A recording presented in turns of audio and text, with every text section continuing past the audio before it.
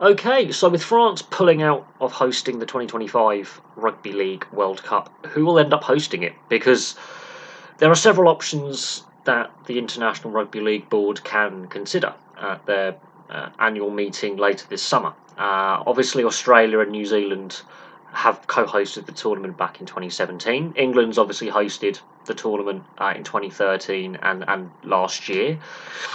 And France obviously were meant to host the tournament in 2025. Now, obviously, costing issues have proven a too big an obstacle for the organisers to overcome. Initially, this tournament was meant to be played in the US, so the tournament host has changed twice before a ball's even been kicked, and they've got 3 years to figure this out. Now, one of the options that's been considered is delaying till 2026. Obviously, COVID disrupted the World Cup cycle by forcing the tournament to be delayed by a year.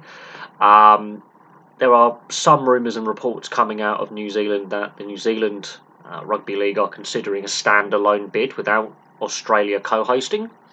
Um, and even more bizarre is Qatar is considering potentially hosting the 2025 Rugby League World Cup, citing the revenues generated and the success of the FIFA World Cup last year as well, just before Christmas. Now, obviously, Qatar doesn't have an international rugby league team, so this will be literally the standard rugby league nations just playing in a neutral location as Qatar. But that is a bit of a bizarre one, considering that the time of year the Rugby League World Cup will be taking place is actually going to be earlier than when the FIFA World Cup took place. So heat and the conditions are going to prove to be issues yet again. Although Qatar does have the facilities and stadiums currently in place to host the event, but it's a bit of a bizarre one. There is the potential of Australia and New Zealand stepping up and co-hosting again, although a lot of the reports coming out of New Zealand and the rumour mill circulating is that New Zealand would potentially like to do it as a standalone tournament. They proved in 2011 with the Rugby Union World Cup that they can host a major international sporting event as a standalone country with great ease, and that was a fantastic tournament.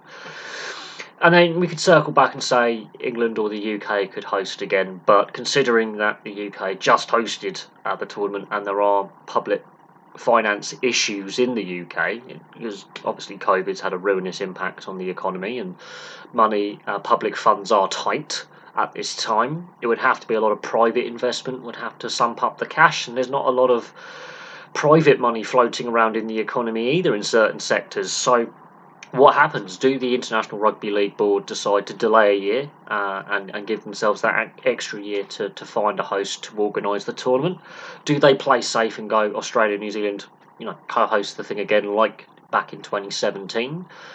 Do they take a little bit of a risk, although I think New Zealand could do it, and go New Zealand, you can host it as a standalone country? Or do they really, really go for the Hail Mary and sign up Qatar to be a neutral host to host the tournament on time? So it's going to be interesting, but this is where International Rugby League really struggles to draw an international audience to establish itself. The organisation and is poor. Yes, I've enjoyed the last three World Cups massively since 2013, but there were some issues with those tournaments. Obviously, delaying a year from 2021 till 2022 for the last World Cup was obviously, in hindsight, the right decision. But when it was taken at that time, it was seen as a bit reactionary by Australia and New Zealand to withdraw. The players were a bit frustrated by that. 75 to 80% of the RLPA player base wanted to go and play if eligible. We have seen issues, obviously, with crowd attendance in group stage matches. There were some issues last year. So no tournament's perfect, but on an international rugby league standpoint, this is where the game falls down.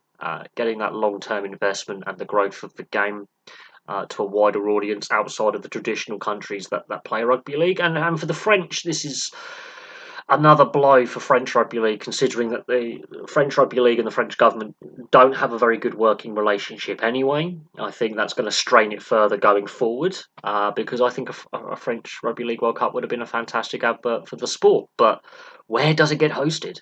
And does it get hosted at all? Does it get delayed by a year? Is this this is a turning point for International Rugby League. The IRL need to figure something out, and this is when their annual general meeting. They're going to be discussing this as well as other issues that the game is facing, but they will be discussing the primary goal is to figure out who is going to host the tournament. Can it be cost effective? Could it possibly turn a profit?